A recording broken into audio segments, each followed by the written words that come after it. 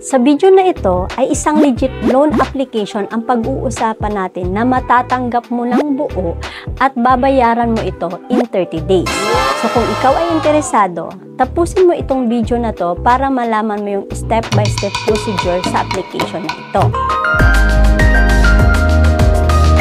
At kung bago ka pa lang sa channel ko, click subscribe, like, and click the notification bell para lagi ka pong updated sa mga video na i-upload natin sa channel na ito. At pag-uusapan po natin ngayon ay itong si Tala. Pag open nyo po ng application ni Tala ay mapupunta po kayo dito sa How did you hear about Tala? So magtatanong po sila kung saan mo narinig itong Tala. May mga option po dito, so pumili na lang po kayo at meron din ditong enter promo code pero optional lang din naman po. So i-click mo itong next kapag nakapili ka na. Then lalabas po dito, welcome to Tala, borrow your way. Then meron po ditong earn 200 per inviting friend. So yun nga po, yung kanina na promo code, pero kung gusto nyo pong maka-earn, so mag-invite po kayo at ipalagay nyo sa kanila yung promo code nyo para maka-earn po kayo ng 200 kung sila ay maglo-loan sa application na ito. Then click po natin itong continue.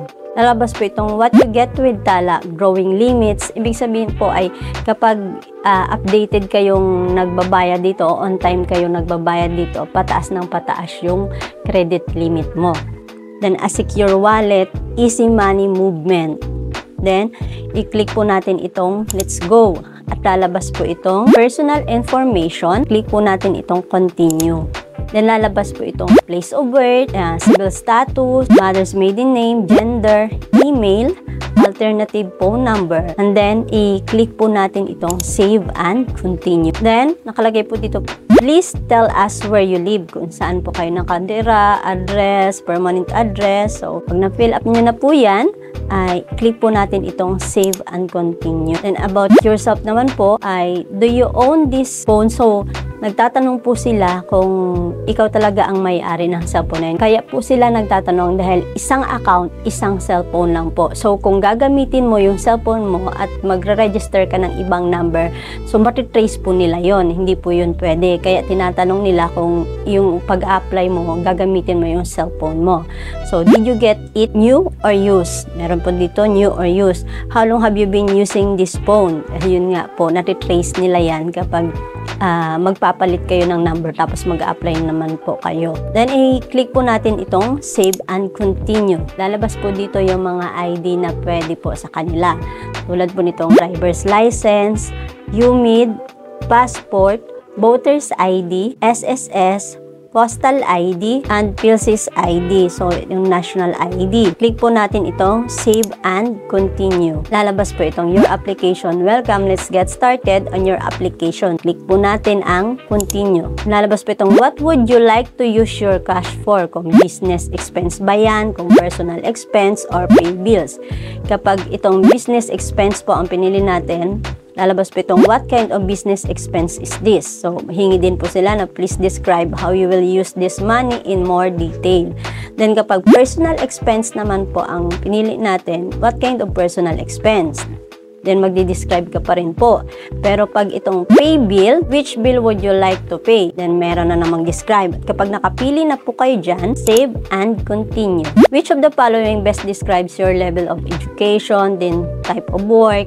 Tatanungin po nila. So, dito po sa type of work, pwede po yung employed, consultant, self-employed, business owner, self-employed, freelancer, not employed, retired, and student. So, kung housewife, pwede ka rin naman palang mag-apply dito kasi meron namang not employed as long as meron po kayong source of income. Then, i-click po natin itong save and continue. Lalabas po itong please answer question regarding your gig, industry of work, yung tungkol po dun sa work mo, kailan kayo katagal na nagtatrabaho doon. Dito po sa when will you pay next?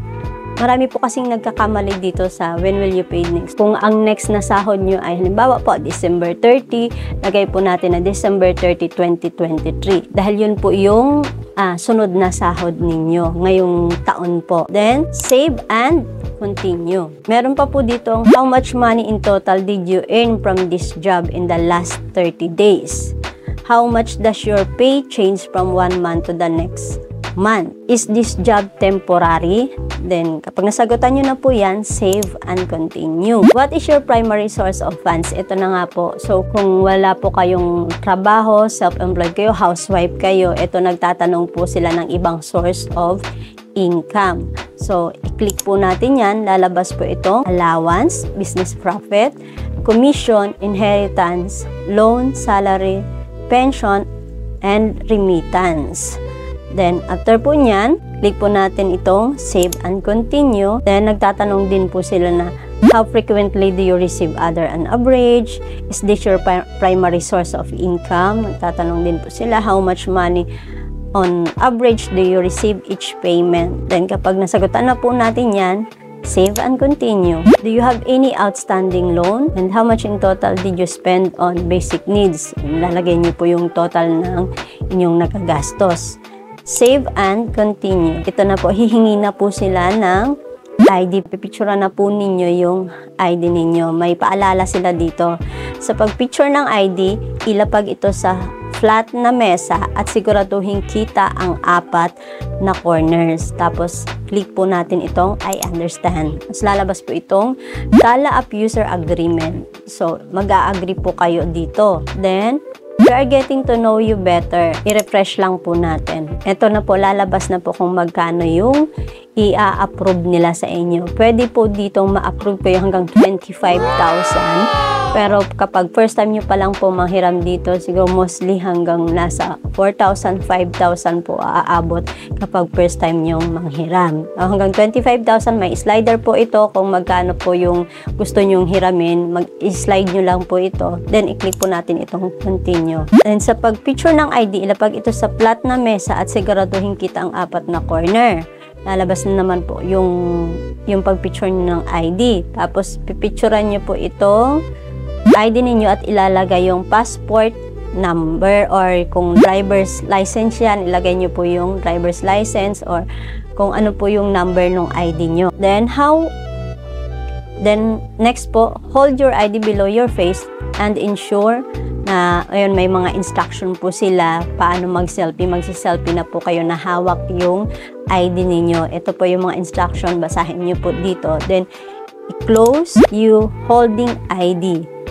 Yan. Magsiselfie po kayo na hawak yung ID. Lalabas po ito, kapag naka-selfie na po kayo, lalabas po itong Tala Advisory na tandaan rin ang cut-off mula Lunes hanggang Biyernes para sa pag-transfer at pag-cash out. Kapag banks ay 10 AM. Kapag MLowellier ay 12 PM. Pero kapag GCash naman po, anytime naman ata, 24 hours naman kasi GCash naman po yun.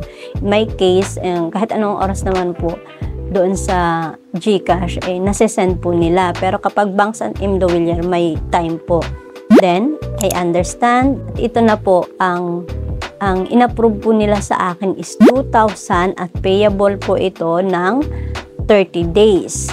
So, nakalagay po dito, nababayaran ko siya ng 2,354. Pero kapag nakapagbayad daw po ako ng maaga, ay isi-save nila yung 250. Ang nakalagay po dito is November 15 kasi matagal ko na po itong in-apply, matagal ko na po itong ginawa tong video na to. Total service fee niya is 13.75%, 275. Yung nga, repayment on November 15 kasi matagal ko pa na po ito nagawa. Then, ang kagandahan lang po dito kay Tala, kapag nabayaran mo siya ng on time, pataas ng pataas po yung credit limit nyo.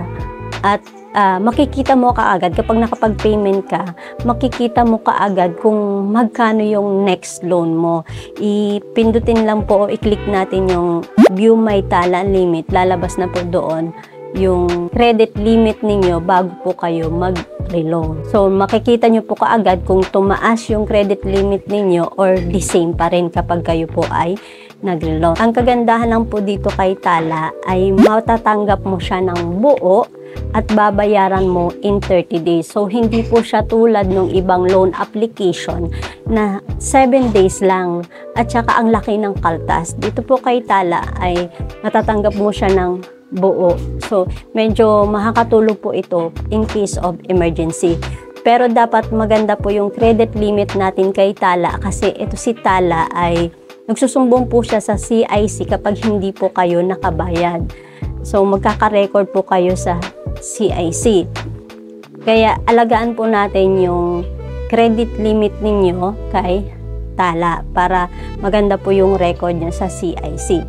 Kayo pa rin po ang magdidesisyon kung itutuloy nyo itong paghiram kay Tala in case of emergency. As long as napakita ko na po sa inyo kung ano po ang meron kay Tala. Yun lang po. See you in my next video.